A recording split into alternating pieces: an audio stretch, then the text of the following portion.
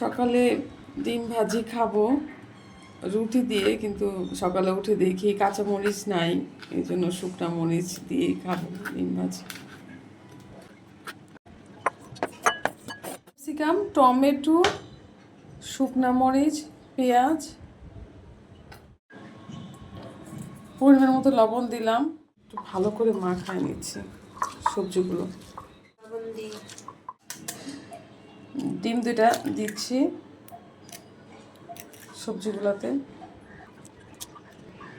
এখন সবজিগুলোর সাথে ডিমগুলো ভালো করে মিশিয়ে নিব।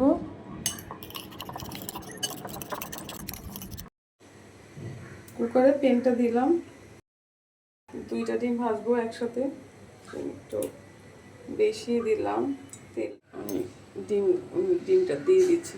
এখানে 2টা ডিম আছে, সাথে পেঁয়াজ, ক্যাপসিকাম, লাল মরিচ।